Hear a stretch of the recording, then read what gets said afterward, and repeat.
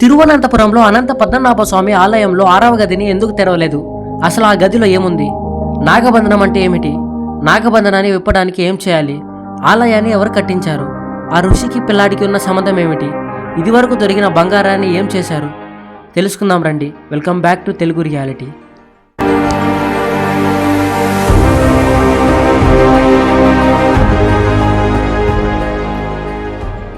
కలియుగం మొదలైన 950 సంవత్సరాల తరువాత స్వామియార్ అనే ఒక ఋషి నార్త్ కర్ణాటకలో ఉండేవాడు. అయితే అతను విష్ణు భక్తుడు కావడంతో తన జీవితకాలం మొత్తం స్వామి దర్శనం కోసం పరవశించిపోయేవాడు. అయితే ఒకరోజు ఆ ఋషి అనంత అనే ఒక సరస్సు ఒడ్డున కూర్చొని సాక్షాత్తు ఆ మహావిష్ణువు కోసమే తపస్సు చేసేవాడు.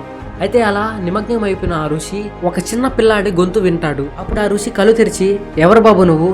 ఇక్కడేం చేస్తున్నావు? నీ తల్లిదండ్రులు ఎవరు అని అడుగుతాడు. అప్పుడు ఆ పిల్లాడు ఇలా బదులిస్తాడు, నాకు తల్లిదండ్రులు ఎవరు లేరు, మీ ఆశ్రమంలో చోటిస్తావా అని అడుగుతాడు. అప్పుడు ఆ ఋషి ఒక్క క్షణం కూడా ఆలోచించకుండా ఆ పిల్లాడిని తన ఆశ్రమానికి తీసుకువెళ్తాడు. అప్పటి నుంచి ఆ పిల్లాడు ఆ ఋషికి ఎంతో దగ్గర అవుతాడు. ఆ ఋషిని ఆట పట్టించడం, ఆడుకోవడం లాంటివి చేసేవాడు.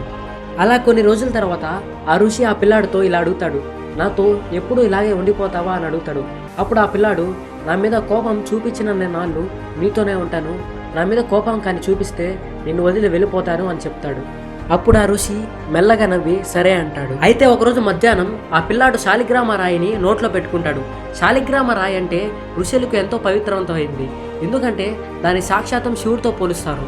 అంత పవిత్రమైన రాయిని ఆ పిల్లాడు నోట్లో పెట్టుకోవడం ఆడుకోవడం చూసి ఋషి అసలు సహించలేడు. ఆ పిల్లాడిపై కోపం చూపించి గట్టిగా అరుస్తాడు. అప్పుడు ఆ పిల్లాడు ఇలా అంటాడు, దీనికోసమా ఇన్ని రోజులు నాకు తపస్సు చేశావు? అయినా నేను ముందే చెప్పాను కదా, నా మీద కోపం చూపిస్తే నేను వెళ్ళిపోతానని. నేను వెళ్ళిపోతున్నాను, మళ్ళీ నువ్వు నన్ను కలవాలనుకుంటే అనంతకాడ అనే అడవిలో కలవచ్చు అని చెప్పేసి వెళ్ళిపోతాడు. అప్పుడు ఆ ఋషి, నేను కోపం చూపించింది పిల్లాడి పైన కాదు, సాక్షాత్తు ఆ మహావిష్ణువు పైన అని గ్రహించి గుండెలు బాదుకొని ఏడుస్తాడు. ఎంతగానో బాధపడతాడు. ఆ పిల్లాడిని మళ్ళీ వెనక్కి తీసుకురావాలని చెప్పి తను చెప్పిన అనంతకాడ అనే అడవిలోకి వెళ్ళడానికి బయలుదేరుతాడు. అలా ఆ ఋషి సౌత్ కర్ణాటక వైపు బయలుదేరసాగాడు. అలా కొన్ని రోజులు తిరిగి తన ఒంట్లో శక్తి నశిస్తుందే గాని అడవి మాత్రం కనపడదు. అప్పుడు ఆ ఋషి అలసిపోయి నాకెవరన్నా సాయం చేయకపోరా అని ఒక చెట్టు కింద కూర్చుంటాడు. అప్పుడు దారిలో ఒక తల్లి తన బిడ్డకి ఇలా చెప్తూ ఉంటుంది, నువ్వు కానీ అల్లరి చేస్తే అనంతకాడలో పడేస్తాను అని చెప్తుంది. అప్పుడు ఆ ఋషికి ప్రాణం తిరిగి వచ్చినంత పని అవుతుంది. అప్పుడు ఆ ఋషి ఆమెను అనంతకాడకి ఎలా వెళ్లాలో అడుగుతాడు. ఆ ఋషి ఆకలితో ఉన్నాడని గమనించి ఆమె తెచ్చుకున్న ఆహారం ఆ ఋషికి ఇచ్చేస్తుంది.